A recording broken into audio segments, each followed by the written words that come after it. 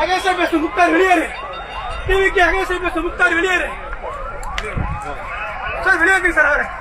வெளியேறுங்க sir. பிரச்சனை பொய்யா start பண்றேன் சார். பொய்யா ஸ்டார்ட் பண்றேன் சார். வெளியேறுங்க சார். வெளியேறுங்க சார். வெளியேறுங்க வெளியே அஞ்சானே யூடியூபர் முக்தார் வெளியேறு.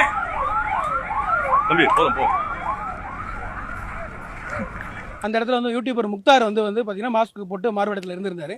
சார் நாங்கள் ரொம்ப நேரம் ஃபாலோ பண்ணவர் என்ன தான் பண்ணுறான்னு பார்த்துட்டு இருக்கும்போது அவர் வந்து இங்கே என்னென்ன நெகட்டிவாக இருக்கும் அதெல்லாம் எடுத்து ப்ரொமோட் பண்ணுறதுக்காக நெகட்டிவ் மட்டுமே ஸ்ப்ரெட் பண்ணுறதுக்காக உள்ள வந்திருக்காரு தெரிஞ்சுக்கிட்டோம்.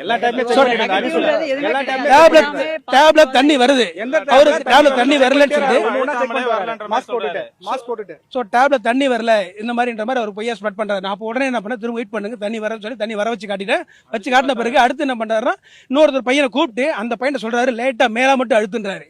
அப்போ தண்ணி வரல. இது உடனே பாருங்க தண்ணி வரலன்னு போட்டு அவர் தனியாக போயிட்டு ப்ரெஸ் மீட் கொடுக்குறாரு. நான் சொல்லிட்டேன் நீங்கள் பொய்யா ஸ்ப்ரெட் பண்ணுறீங்க, தண்ணி வருது, நீங்கள் இங்கே இருக்கக்கூடாது, நீங்கள் வெளியே இருங்கன்னு சொல்லி அவர் அங்கே வந்து பந்தல் மாநாடு நுழைவாயில் வரையும் போய் துரத்தி கொண்டு போய் விட்டுட்டோம்.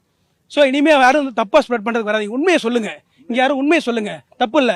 ஆனால் பொய்யா எதுவும் ஸ்ப்ரெட் பண்ணாதீங்க. மீடியாவுக்கு மேலே எங்களுக்கு ரொம்ப பெரிய மரியாதை இருக்கு. நீங்க எங்களுக்கு எல்லாம் ரொம்ப சப்போர்ட் பண்ணுவீங்க. அது வேண்டாம், அது வேண்டாம். பிரஸ் மீடியா பீப்புள் மேலே எங்களுக்கு ரொம்ப மரியாதை. நாங்களும் அதெல்லாம் ஃபாலோ பண்ணிட்டு தான் இருக்கோம். ஸோ நீங்க வந்து உண்மையை மட்டும் சொல்லுங்க, எங்களுக்காக சப்போர்ட் பண்ணுங்க.